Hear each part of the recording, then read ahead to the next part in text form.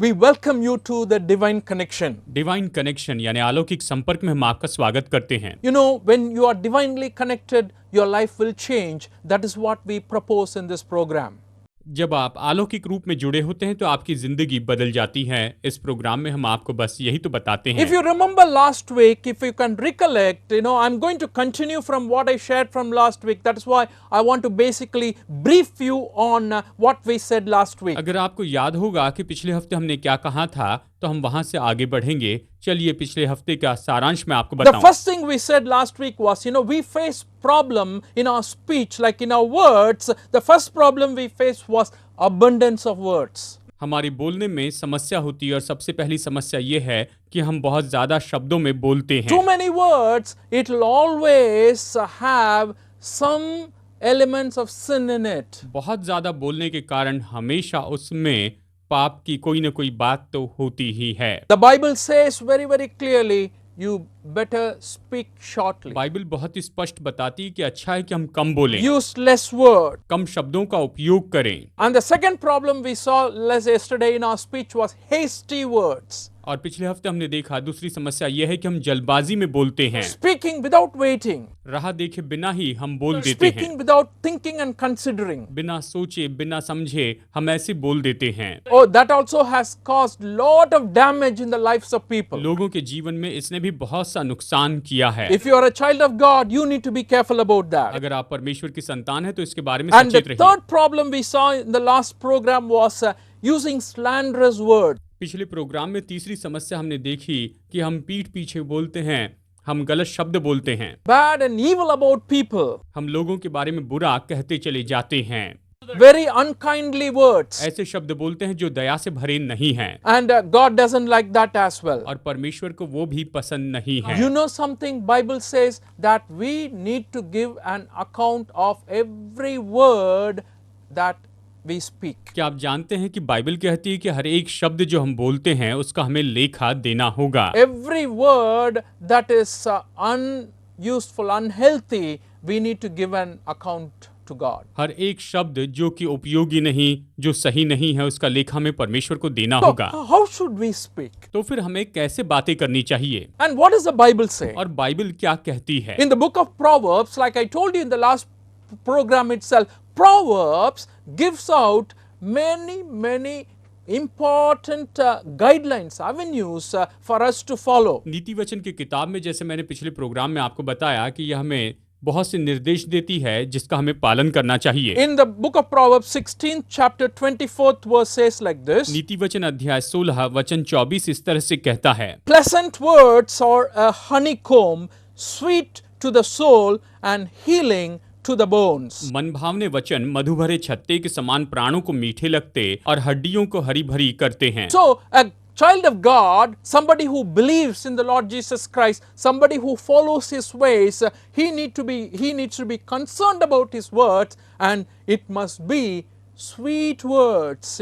It's like a honeycomb. परमेश्वर की संतान को वो क्या बोलते हैं इसके बारे में सचेत रहना चाहिए। उनके जो शब्द है वो तो मधु के छत्ते के जैसे मीठे होने चाहिए। And when you speak, people must enjoy. और जब आप बोलते हैं तो लोगों को उसका आनंद उठाना चाहिए, लोग उससे उन्नति पाएं।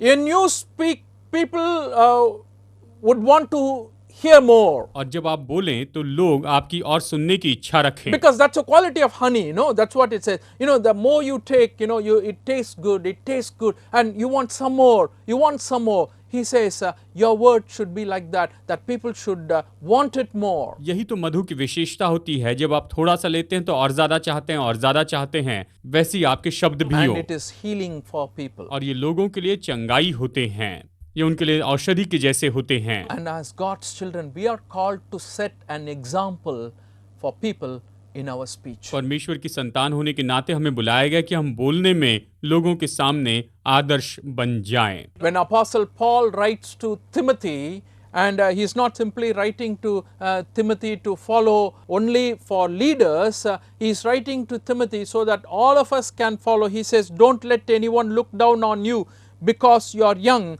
but set an example for the believers in speech, in life, in love, in faith and in purity. 1 Timothy 4:12. प्रेरित पौलुस पहला तिमोथियुस 4:12 में इस तरह से तिमोथियुस को लिखता है पौलुस तीमुथियुस को ये सलाह देता है कि कोई तेरी जवानी को तुच्छ न समझे, पर वचन और चाल चलन और प्रेम और विश्वास और पवित्रता में विश्वासियों के लिए आदर्श बन जा। The model or the exemplary model that Timothy was asked to give to other people in so many areas, but one main area is in the speech. यहाँ पर तीमुथियुस को बहुत से क्षेत्रों में लोगों के सामने आदर्श बनने के लिए कहा है। उनमें से एक है अपने बोलने में। If you are thinking you are really a person who is devoted to God, अगर आप सोचते हैं कि आप ऐसे व्यक्ति हैं जो परमेश्वर के लिए समर्पित हैं, oh, I am a really good Christian, if you think of yourself like that, अगर आप खुद को एक अच्छे विश्वासी समझते हैं, or if you think, I am a child of God, आप सोचते हैं आप परमेश्वर की संतान Bible हैं, says you need to have a control over your तो tongue. बाइबल कहती है कि आपको अपने जीभ पर नियंत्रण रखना चाहिए। In the book of James chapter 1 verse 26 says like this, if anyone considers himself religious and yet does not keep a tight rein on his tongue, he deceives himself and his religion is worthless. याकूब अध्याय 1 वचन 26 कहता है, यदि कोई अपने आप को भक्त समझे और अपनी जीभ पर लगाम न दे पर अपने हृदय को धोखा दे, तो उसकी भक्ति व्यर्थ है। So please understand that your faith and your words are connected. इसे समझ लीजिए कि आपका विश्वास और आपके शब्द आपस में जुड़े हुए होते If हैं। you want to set an example for you as a follower of Jesus Christ, then you need to be careful about your words. अगर आप दूसरों के सामने आदर्श रखना चाहते हैं कि आप प्रभु यीशु मसीह के अनुयायी हैं, तो आपको अपने शब्दों के बारे में सचेत रहना होगा। That is the calling God is giving to us today. परमेश्वर आज हमें यही तो बुलाहट देते हैं। Oh, how many times we have spoken words that are not useful. कितनी बार हमने ऐसे शब्द बोले हैं जो कि उपयोगी नहीं हैं। Oh, we have hurt others. हमने दूसरों को चोट पहुंचाई है। Oh, so many times people were wounded because of what we said. हमने जो कुछ कहा कई बार उसके कारण लोगों को चोट पहुंची है। And God is calling us, be careful, set an example in everything you are speaking. और परमेश्वर हमसे कहते हैं कि सचेत रहो, जो कुछ तुम बोलते हो उसमें आदर्श बनो। And this is a major problem. और यही तो बड़ी समस्या है। In the book of James chapter 3 verses 2, James writes about controlling the tongue. याकूब अध्याय 3 वचन 2 में याकूब जीभ पर नियंत्रण करने के बारे में हमें बताता है। And one thing he says in the second verse is, we all stumble in many ways. If anyone is never at fault in what he says, he is a perfect man, able to keep his whole body in check. वो कहता है इसलिए कि हम सब बहुत बार चूक जाते हैं, जो कोई वचन में नहीं चूकता वही तो सिद्ध मनुष्य और सारी देह पर भी लगाम लगा सकता है। इस तरह यहाँ पर वो हमें बताता है। And the definition of a perfect man is beautifully presented by James in this section. इस वचन में बड़े सुंदर रीति से याकूब ने सिद्ध मनुष्य की परिभाषा दी He है। says, the one who speaks without fault. वो कहता है कि ऐसा व्यक्ति जो बिना गलती किए बोलता है, The one who keeps his word. ऐसा व्यक्ति जो अपने वचन का पालन करता है। Sometimes people think perfect man, is like how the advertisement come for, the dress and the fitting, oh, he's a perfect man. No, no, no, no, no. James is very clearly saying, it is talking about your words, how careful you are with your words and fulfilling your words. He is the perfect man. सिद्ध व्यक्ति के बारे में हम सोचते हैं जैसे कि एडवर्टाइज में बताया जाता है कि जो बहुत अच्छे कपड़े पहने हैं वो सिद्ध व्यक्ति है, लेकिन याकूब कहता है जो बोलने में सिद्ध है वही सिद्ध व्यक्ति है। याकूब बताता है जो व्यक्ति बोलता है और वैसे करता है वो सिद्ध व्यक्ति है। And that is the calling God is giving to us today as His children. और आज परमेश्वर की संतान होने के नाते प्रभु हमें यही बुलाहट दे रहे हैं। So at the very first part, I just want to tell you that we must set an example in our words. इसलिए मैं शुरू में ही आपको बता दूं कि परमेश्वर की संतान होने के नाते हमें अपने शब्दों में दूसरे लोगों के लिए आदर्श बनना है। What kind of an example we should set? हमें किस तरह का आदर्श बनना चाहिए? Bible is full of that. Bible इससे भरी हुई है। Like I told you, Bible speaks about even every minute details of our life, our speech, how we must conduct ourselves. जैसे मैंने आपको बताया कि बाइबल हर एक छोटी बातों के बारे में हमें बताती है कि हमें कैसे रहना चाहिए। And before seeing that, we would like to take a break. इसे देखने के पहले हम यहाँ पर एक ब्रेक लेना चाहते हैं। And when we take this break, kindly, note down our addresses and phone numbers, and if you need for any prayer requests, if you have any questions about what we have shared, please feel free to connect with us. और इस break के समय हम आपको अपना number और email ID दिखाएंगे। अगर आप प्रार्थना करवाना चाहते हैं या आपके मन में किसी भी तरह का कोई सवाल है तो निश्चय हमें फ़ोन कीजिए और आप हमसे ये पूछिए। We appreciate emails because that is more easy to respond and the availability is not a problem. और हम सच में ईमेल प्राप्त करना पसंद करेंगे क्योंकि हम उसे जल्दी से प्रत्युत्तर दे सकते हैं। thedivineconnection@hotmail.com. thedivineconnection@hotmail.com ये हमारा email You ID. can also call us in the number specifically given for each language. For Hindi, there is a separate number. For Tamil, there is a separate number. And for Telugu, there is a separate number. अलग अलग भाषा के लिए हमने जो number दी हैं आप उस पर हमें फ़ोन कर सकते हैं। हिंदी के लिए अलग है, तेलुगु के लिए अलग है, तमिल के लिए अलग नंबर दिया गया है। उस भाषा के अनुसार आप हमें फ़ोन कर सकते हैं। So contact us in those numbers and we will be able to help you. इन नंबरों पर आप हमसे संपर्क कीजिए। I want to present before you in this section a few guidelines Bible gives about speaking. Bible बोलने के बारे में कुछ मार्गदर्शन जो हमें बताती है उसके बारे में इस सेशन में मैं आपको बताना चाहता And the हूँ। first thing I want to share with you is speak to build up one another. सबसे पहले मैं आपको बताऊं कि एक दूसरे को उभारने के लिए बोलते चले जाएं। What does it mean? इसका मतलब क्या है? You know, the community of God's people are existing so that they can be of use, they can be of help to each other. आप जानते हैं कि परमेश्वर की संतानों का ये जो समाज है इसलिए अस्तित्व में है कि वो एक दूसरे की उन्नति करे, एक दूसरे की सहायता करते जाएं। That is God's plan.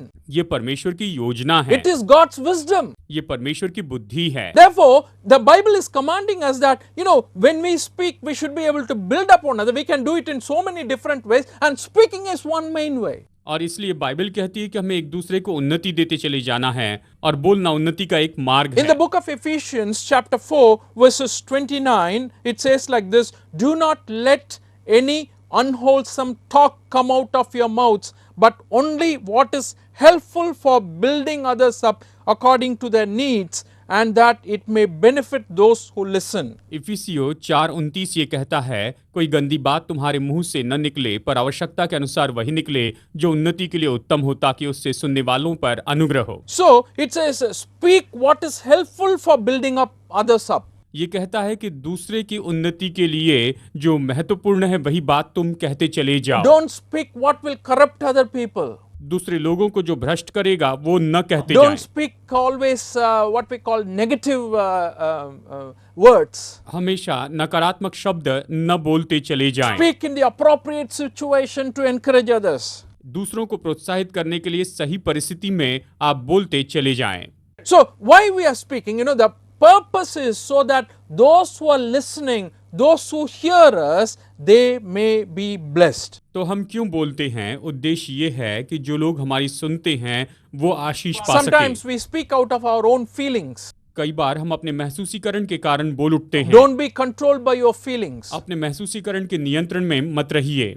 I say intentionally say things that will help others. मैं ऐसे जानबूझकर कुछ कहता हूँ जो दूसरों की मदद कर सके। How do we build each other up? हम एक दूसरे को कैसे उभारते जाएं? In the book of Ephesians, chapter 5, verses 18 to 21, Apostle Paul continues the very theme he started in the 4th chapter. इफिसियो अध्याय 5 वचन 18 से 21 में प्रेरित पौलुस उसी विषय के बारे में आगे बताता है जो उसने अध्याय 4 में बताया था।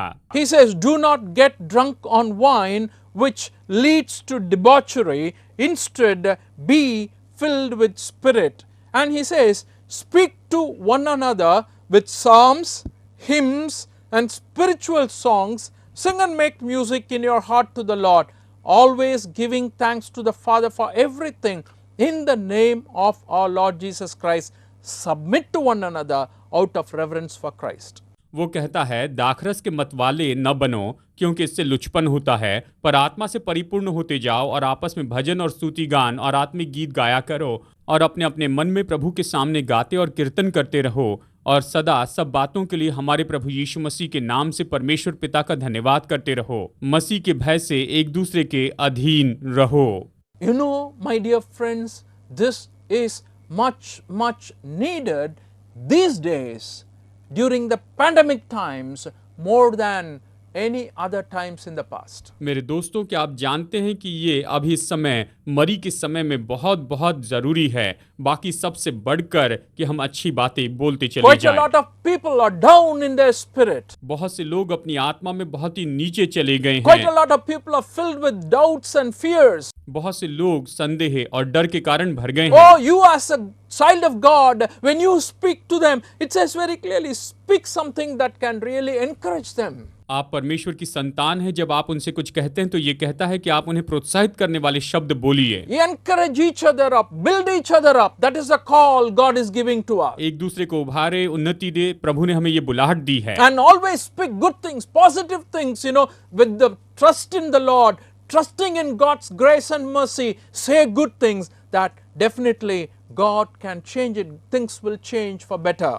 परमेश्वर पर भरोसा करते हुए आप बोलते चले जाइए और परमेश्वर सब कुछ बेहतर बना सकते हैं, सब बदल देंगे। And this encouragement can also come out in action. और ये जो प्रोत्साहन है ये भी क्रिया के द्वारा हो सकता है। So it is combined together. Our words and action go together. That is what God expects from us. ये एक साथ जोड़ दिए जाए, हमारे शब्द और हमारी क्रियाएं एक साथ मिलकर काम करें, यही प्रभु की इच्छा है। And in this time of crisis, a lot of discouragement, and God's children are called to build each other up. और इस संकट के समय में बहुत से लोग निराशा में हैं। प्रभु के लोगों को बुलाया गया कि हम एक दूसरे को प्रोत्साहित करते चले जाएं। And 1 Thessalonians chapter 4, when Paul is talking about the return of Christ, he is saying he is going to bring all those people whom we have lost. Even in this pandemic, if you have lost your loved ones, believe that God is going to bring them back, and you be comforted with that hope that we have in the Lord Jesus Christ. पहला थिस्सलुनीकियों अध्याय 4 में पौलुस कहता है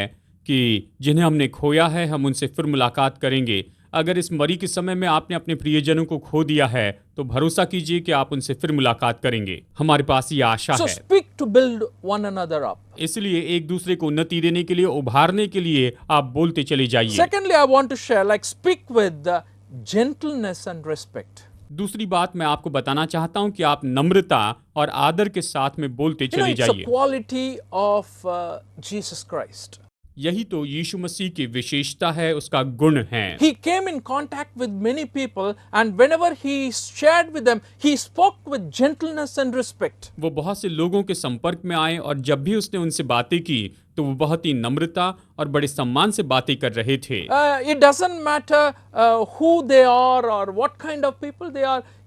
Jesus' words always were kind and gave importance, value to the human being he was speaking to. तो इससे कोई फर्क नहीं पड़ रहा था कि वो किससे बातें कर रहे हैं, लेकिन यीशु मसीह हमेशा लोगों का आदर करते थे और सम्मान से उनसे बातें करते थे। यीशु हमेशा ऐसी बात करते First थे। Peter chapter 3 verse 15 says like this to us. पहला पत्रस अध्याय 3 वचन 15 हमसे इस तरह से कहता है, But in your heart set apart Christ as Lord. Always be prepared to give an answer to everyone who asks you to give the reason for the hope that you have, but do this with gentleness and respect. पर मसीह को प्रभु जानकर अपने अपने मन में पवित्र समझो। जो कोई तुमसे तुम्हारी आशा के विषय में कुछ पूछे उसे उत्तर देने के लिए सर्वदा तैयार रहो, पर नम्रता और भय के साथ। इस तरह ये हमें बताता है। So this verse is talking about in the context of sharing our faith. ये वचन हमें अपने विश्वास को बांटने के संदर्भ में बताता है। And when people have questions about faith, जब लोगों के मन में विश्वास के बारे में सवाल होते हैं, when we respond, how do we do it is something we need to think about. जब हम उत्तर देते हैं तो हमें समझना है कि इसे कैसे दें। Bible says, speak with respect. Bible कहती है आदर के साथ में तुम बातें करते चले Speak जाओ, with gentleness. नम्रता से बातें करते चले जाओ। Speak with gentleness is you need to be able to accept. If you say you are wrong, I am still okay with it. नम्रता के साथ में बोलने का मतलब यह है कि अगर आप कहते हैं कि मैं गलत हूं तो हाँ, मैं इस बात को स्वीकार करता हूं, मैं इसे मान लेता हूं। I also am willing to consider what you believe. और आप जो विश्वास करते हैं उसकी ओर ध्यान देने के लिए मैं स्वीकार करता हूं। That is the kind of mutual respect and gentleness that will honor God, glorify God in our speech. यही तो वो सामान्य समझ है और आदर है जिसके कारण परमेश्वर So को when महिमा we मिलती है। speak, understand, particularly those who do not know the Lord, if they ask you anything, ask any questions, we should be able to deal with them in a gentle and respectful manner. जब कुछ लोग आपसे सवाल पूछते हैं, हालांकि वो आपके जैसे विश्वास नहीं करते हैं, लेकिन फिर भी हमें उन्हें नम्रता से और सम्मान के साथ उत्तर देना In the चाहिए। book of Colossians, Apostle Paul writes in the 4th chapter, 6th verse, he says, "Let your conversation be always full of grace, seasoned with salt, so that you may know how to answer everyone." कुलुस्सियों अध्याय 4 वचन 6 इस तरह कहता है, तुम्हारा वचन सदा अनुग्रह सहित और सलोना हो कि तुम्हें हर मनुष्य को उचित रीति से उत्तर देना आ जाए, कि तुम्हें हर मनुष्य को उचित रीति से उत्तर देना आ जाए। What a great description, what a beautiful way of expressing how our words should be. ये कितने सुंदर तरीके से हमें बताता है कि हमारे शब्द कैसे हो, Full of grace, जो अनुग्रह से भरे हो seasoned with salt.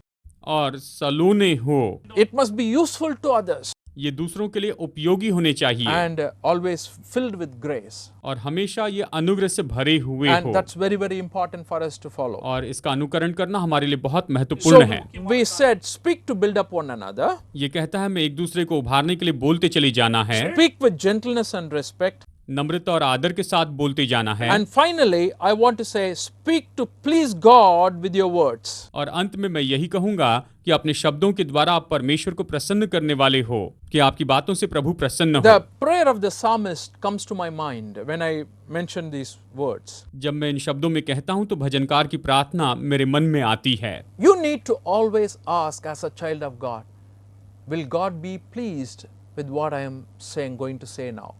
आपको हमेशा अपने आप से ये पूछना है कि मैं अभी जो कहने वाला हूँ, क्या परमेश्वर इससे प्रसन्न होंगे? His prayer is like this in Psalm 19:14, "May the words of my mouth and the meditation of my heart be pleasing in your sight, O Lord, my rock and my redeemer." भजन 19:14 में उसके वचन ये है, मेरे मुंह के वचन और मेरे हृदय का ध्यान तेरे सम्मुख ग्रहण योग्य हो, हे यहोवा परमेश्वर, मेरी चट्टान और मेरे उद्धार करने वाले। Yes, my words and the meditation may it be pleasing to you, God. मेरे वचन और मेरे हृदय का ध्यान तेरे सम्मुख ग्रहण योग्य हो परमेश्वर, And God must be pleased with your word. और परमेश्वर आपके शब्दों के द्वारा प्रसन्न होने पाए। You know, whether you believe it or not, He listens to what you speak. चाहे आप विश्वास करें न करें, वो आपकी हर एक बात को सुनते हैं, आप जो कहते हैं उसे वो सुनते हैं। Malachi chapter 3:16, beautiful verse. Then those who feared the Lord talked with each other, and the Lord listened and heard. A scroll of remembrance was written in His presence concerning those who feared the Lord and honored His name. But the first part is very important. Those who feared the Lord talked with each other, and the Lord listened and heard. Malachi 3:16 पहला भाग कहता है, तब यहोवा का भय मानने वालों ने आपस में बातें की और यहोवा ध्यान धरकर उनकी सुनता था, यानी परमेश्वर ध्यान देकर उनकी सुनते थे। And you know, that is the kind of life speech we need to follow as God's children. परमेश्वर की संतान होने के नाते हमें इसी तरह से बोलने का जीवन रखना चाहिए। Jesus spoke a lot, यीशु ने बहुत कुछ कहा, but there was a time when He was falsely accused, He remained silent. लेकिन ऐसा समय था जब उस पर झूठे आरोप लगाए गए, उस समय वो चुपचाप रहा, उसने कुछ नहीं कहा। Just before the cross, in all Jewish trial, Roman trial, and when He stood before Pilate, He remained silent. क्रूस के पहले यहूदी लोगों ने उसे परखा, रोमी लोगों ने उसे परखा, लेकिन वो चुपचाप रहे। But to one question, He always answered लेकिन एक सवाल का जवाब वो हमेशा देते हैं, about His identity. अपनी पहचान के बारे में ये सवाल है। When they asked Him, "Are you the Son of God?" उन्होंने पूछा, क्या तुम परमेश्वर के पुत्र हो? He never remained silent. He spoke. तो वो चुप नहीं बैठे, उसने जवाब दिया, "It is as you say." जैसे तुम कहते हो वैसे हो। Are you the king of the Jews? क्या तुम यहूदियों के राजा हो? Yes, I am the king of the Jews. हाँ, मैं यहूदियों का राजा हूँ। Yes, the truth about his identity became the final reason for him to be crucified. उसके पहचान की सच्चाई ही उसके क्रूसीकरण के लिए मुख्य कारण हो गया।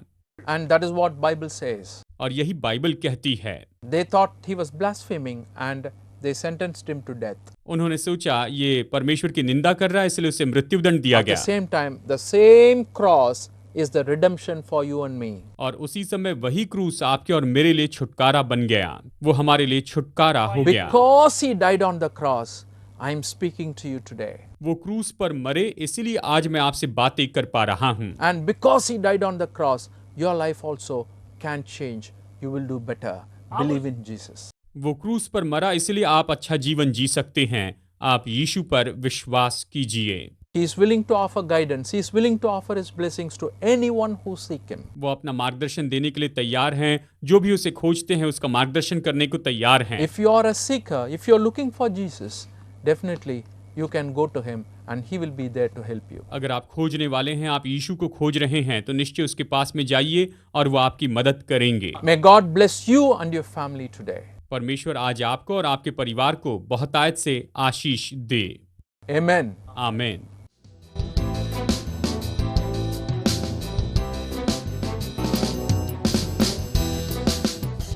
Study the Word of God in a private and personal way through our online study website. Contact number